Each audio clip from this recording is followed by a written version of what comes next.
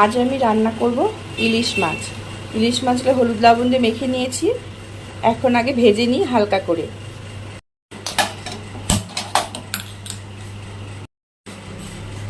তেল গরম হয়ে গেছে, এখন মাছগুলো আগে ভেজে নেব। যেহেতু আমরা কাঁচা মাছটা একদম খেতে পারি না, তাই একটু হালকা করে ভেজে নিই। এক পিস হয়ে গেছে, এখন উল্টে দেব। হয়ে গেছে, এখন আমি মাছগুলো তুলে নেব। এরকম করেই আমি সব মাছ ভেজে নেব। সব ভেজে নিয়েছি, ভাজা হয়ে গেছে মাছ। এখন আমি এটা দিয়ে সরষা দিয়ে ঝোল করে নেব। সরষা দিয়ে মাছ করব, তাই আগে সরষাটাকে ভিজিয়ে নেব। অল্প করে লবণ দিয়ে দেব। সরষা জল দিয়ে দিই।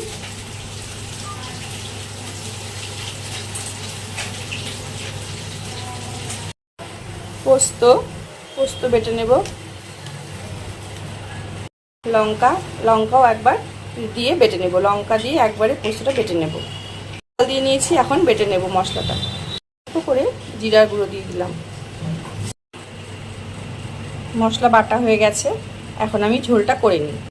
তেলেই আমি লঙ্কা দিয়ে দেবো, চেরা লঙ্কাগুলো। হালকা ভাজা ভাজা হয়ে গেলে দিয়ে দেবো পোস্ত বাটাটা। লবণ দিয়ে দেবো অল্প হলুদ। এটা হালকা অল্প ভেজে নিতে হবে। অল্প ভাজা হয়ে গেলে এর মধ্যে সরষা বাটা দিয়ে দেব।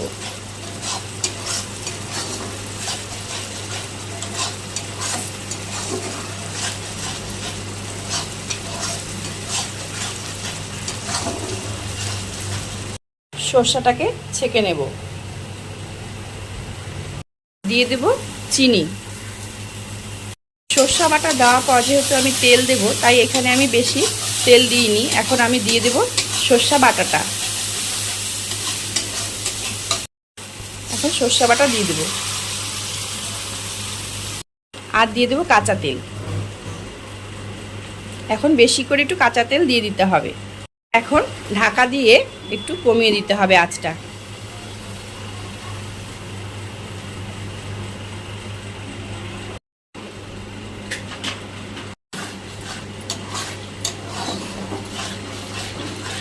হয়ে গেছে, এখন আমি এখানে মাছ দিয়ে দেব।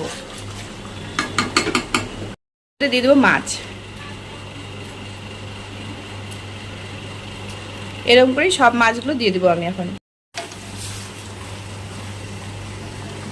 হালকা নাড়াচাড়া করে এখন এর মধ্যে আমি অল্প সরষা ধোয়া যে জলটা আছে ওটা দিয়ে দেব।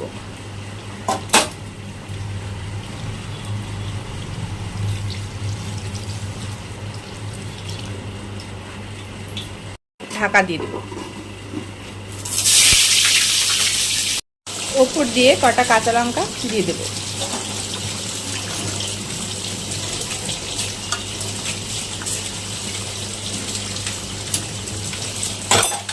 ঝোলটা ফুটে গেছে, ঢাকনাটা খুলে দিয়েছি।